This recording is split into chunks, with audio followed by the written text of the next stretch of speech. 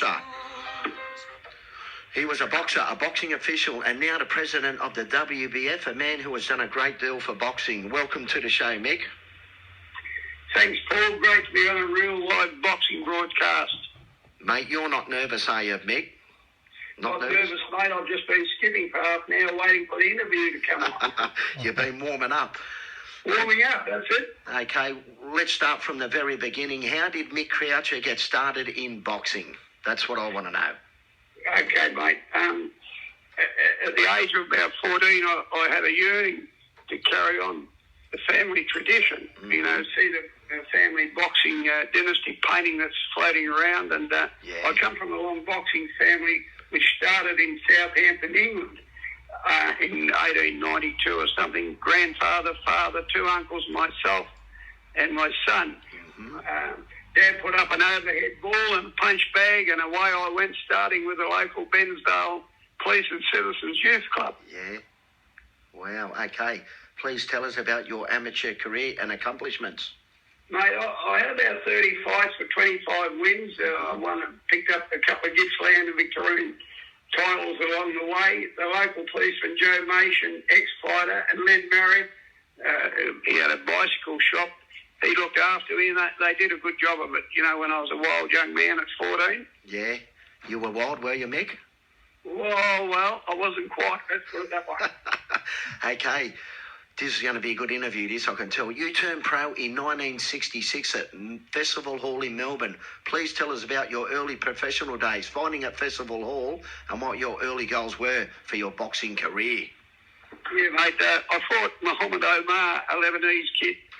For my first fight, I won that on points, and I got a blood nose. That's what happens in boxing, you know. But it was pretty good. I had a great time. I got the number one contender for the vacant light middleweight title. Trained out of Jack Rennie's in Essendon with Lionel Rose, Johnny Plant, Kimpo Mafia, Love and Bobolotti, Jimmy Bell, Leo Young, and a lot of other talented glovemen. I had one thought or idea, and that was to find out how much natural ability I had, and I was always superbly fit.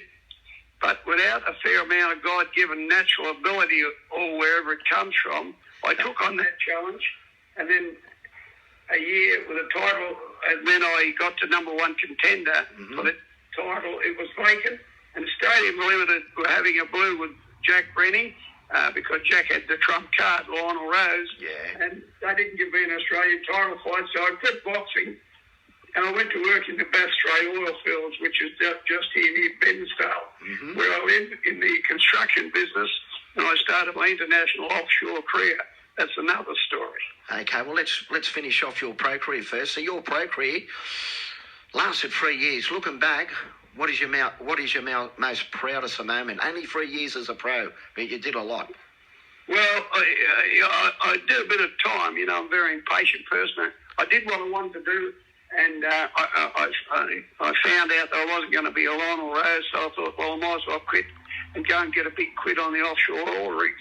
Yeah, okay. Which I did, but I've spent the majority of it now, but that's another story. But, you know, I suppose being Lionel Rose's main sparring partner, Lionel was a true legend, fantastic fighter, and I was his main sparring partner for 3 years, and we ended up good mates.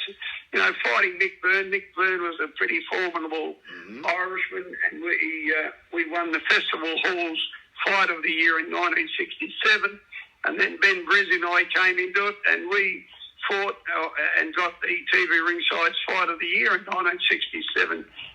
You know, we also, I had other top opponents along the way, which you guys would know, Dick Blair, George Fogus, Ben Brizzy, Bobby Murdoch, Sydney side of Eddie Dawson. Like to know where Eddie is, if somebody knows. Like to hear from him. Hopefully. Graham Dicker, Jimmy Ryan, Queenslanders Frank Roberts, Arthur Larrigo. You know, good proud times and good for the 14-year-old kid. Okay, let's go back to Ben Brizzy, because you fought him 5 times. Did you fall in love with him or something? Yeah. Well, a lot of people thought we were going to get married. We fought each other that much. But Ben was a good guy and he's a good fighter. And both of us couldn't punch. You know, we had low KO records of 30% or something. Yeah. But man, did we let him go? We were both fast. Yeah. We were like a machine gun. And we got numerous showers and numerous fights of the year and best fight of the night. And it's good to see Ben still going well and running the Boxing Victoria in Melbourne. Yeah. And his sons are in it too. So, they're all going pretty good, mate. Okay, you also fought another guy, Frank Roberts. You fought him 3 times. What's your recollections of the Frank Robert fights? Yeah, Frank was a good fighter. He come from Queensland, and I think I stopped him once, and he beat me once, and then I beat him back. You see, I didn't like getting beaten, but anyway, he was a good guy, Frank. If anybody knows where he is, please put me in contact with him, because he's a good, great guy, and I hope he's still with us. Okay, in your last fight, you fought Bobby Murdoch. What's your memories of that fight? Oh, that was a beauty. That was down at the Palais in Geelong.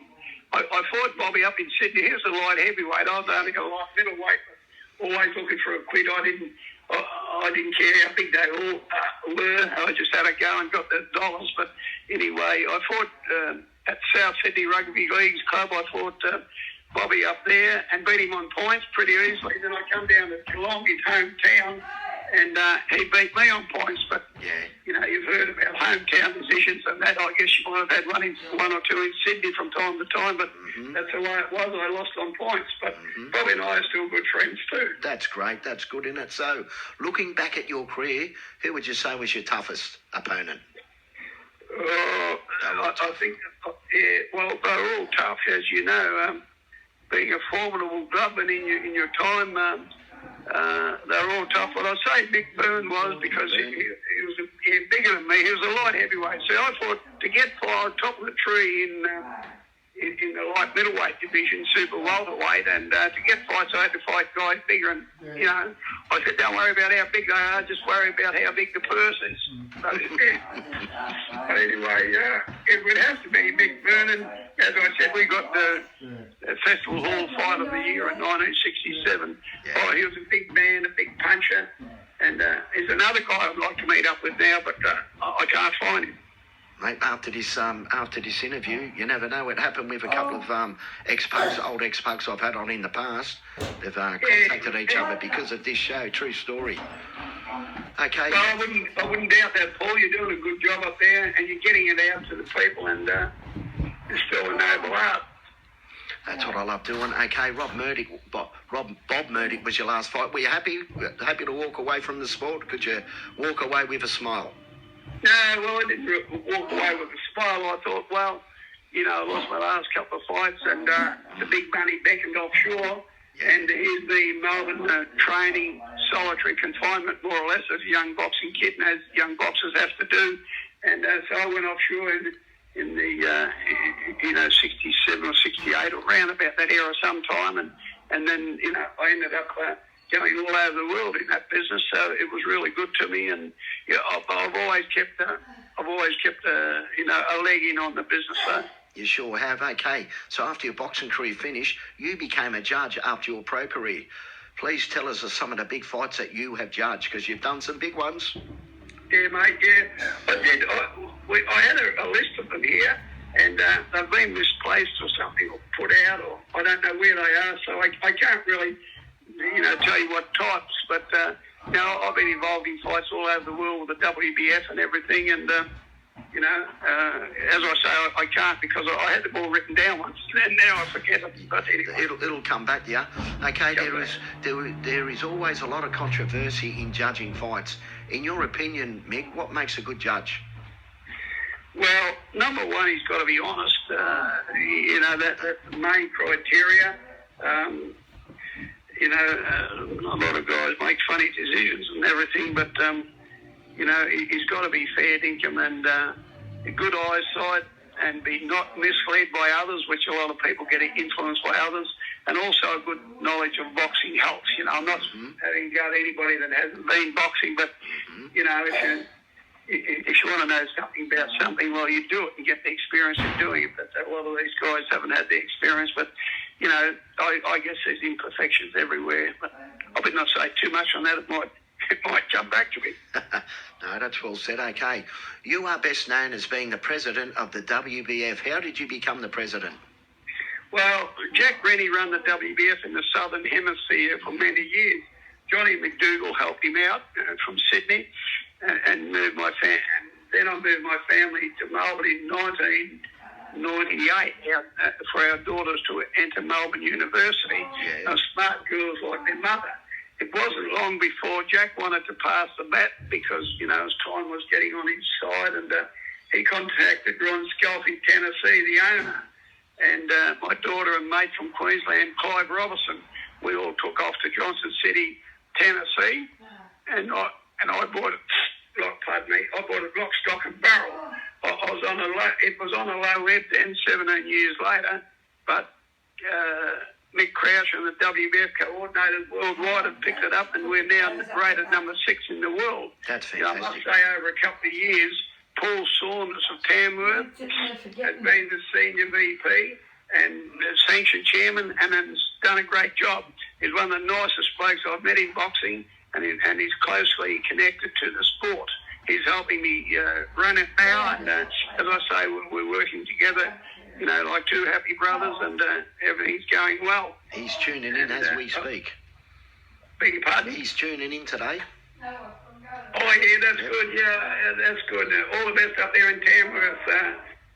Paul, next time I come up, I'll bring my guitar and play a song for you up there. But another little accolade I've picked up too, Paul, is I'm now also Vice President of the Iran Boxing Federation. They picked me up about 6 months ago and wanted a bit of my expertise to get the Iranian boxers out onto the world scene because of world sanctions.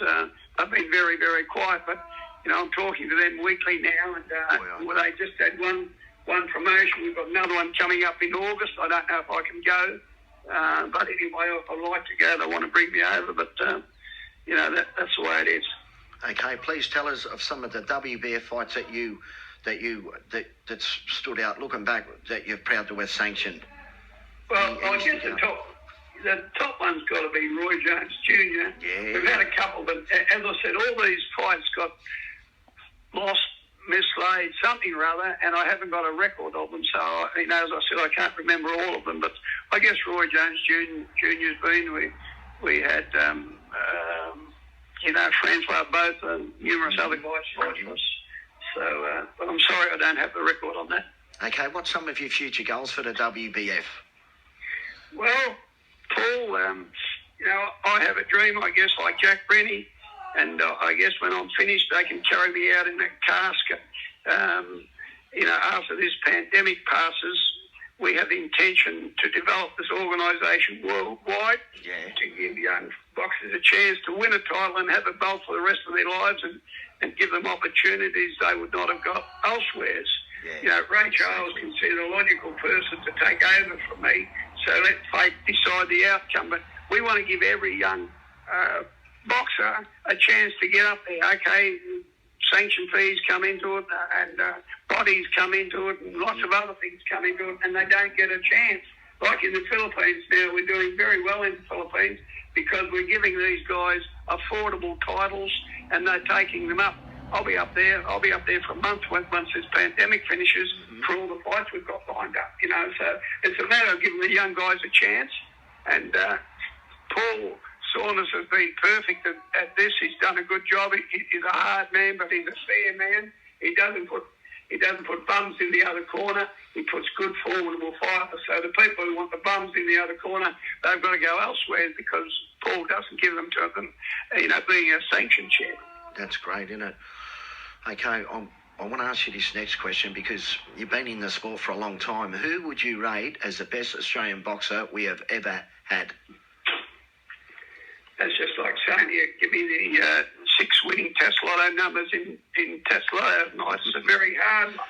And I want to show respect, to the great fighters of past years because we've had a lot, and I know what it's like for every one of them to go through, and because I've been there. But to name a modern-day boxer, you've got to put up Rose, Famo, Jeff Penny, Harding, Ron Richards, Jack Hassan, Tony Mundine, Anthony Mundine, Riffo, the Sands boys, not McCroucher, Liz Darcy, respect to others that I didn't mention, because like yourself, a good, formidable fighter, and that's it. So, as I say, full respect to all the other guys I didn't mention. God, they just rolled off your tongue there. There's so many great Australian fighters. That tape, that's boxing compiled by Graham McNeice. Have you seen that one? It goes for 2 hours. What a tape! What a video! I didn't realise just how many Aussie champions we had. It's been out for a few years now, but that's one of the best I've seen on Aussie boxing. Yeah, mate, I must try and get it. Just email me or something, Paul, and get it. I'd like to see that because I like boxing. I sometimes like boxing more than I like participating. Yeah. It's a lot easier. But anyway. Okay, you've been around that long. You must have watched 1,000 live fights. Are there any great fights that stand out that you've witnessed live? Oh yeah, I guess I don't know if you'd call it a famous fight, but I saw when I was working offshore up in Indonesia, I saw Muhammad Ali fight Rudy Lubbers, and he just come out there. He's a Dutchman, and they brought him out there because they've got a lot of Dutch people in Indonesia, in Jakarta, Indonesia. And I saw that fight. Been over Americans seen fights in Las Vegas. As I say, my memory failed me when it's mentioning all the names, but been to England on numerous occasions, Europe, and I've seen some good fights, mate, and, it's just a sport that I like, and, I just keep at it, I guess, until that man puts me in the casket and carries me away. Stop saying that, Mick. You've got a long way to go. That's a bad, silly thing to say, but there was a thing Jack Rennie said, no, I never bloody forgot it, but anyway, never mind. But, Mate, before we go, some of the sparring partners you boxed when you were fighting, any names? Man, mainly Rosie, Rose was a brilliant fighter, and, he's a guy that had it all because he would improve Aussie Melbourne for 3 years. We used to go and spar with Charlie Leo Young, a lot of other guys, but they would improve a little bit. But Rose would, after each fight, improve dramatically. He'd be another 20%, another 20%. He was improving, and it was brilliant. He had blinding speed. He could hit you. He could hit you without you see it coming. And that's where blinding speed comes from. I think Lionel Rose, because he jabbed that left jab out. Man, I tell you what, if you didn't move your head or lift your right hand up, you'd cop it. Yeah, and he was really superb. I've got to give him that. Yeah. Okay, mate. We'll cut it there, mate. Mick, thank you for your time on behalf of all those who love boxing. Thank you for everything you've done for the sport of boxing, mate. You're one of the stickers, mate. You're one of the stayers, I can tell you. Well, 60 years this year since I had my first amateur fight up in Orbost, which is the town, not near Bensdale here in East Gippsland, and I'm still at it, mate, still swinging, and no signs of slowing up, and so I told that man, just put that basket away. You won't be doing that for a while. There you go. Get me that basket. Oh, yeah. Just a joke, mate. But Paul, thanks very much. You run a great show. I hope a lot of people have enjoyed my broadcast, and God bless you all. Thanks a lot, Mick, for coming on the show. Thank you so much. Buddy. See you later, mate. Yeah, bye-bye. Bye for now. Bye-bye. And that was Mick Croucher. He's done a lot for boxing, and WBF president, and he's guided well with Paul Saunders up there in forget where you come from, mate. Tamworth, eh? Who said I'm forgetting my memory? What a great interview that was. We will go to a break.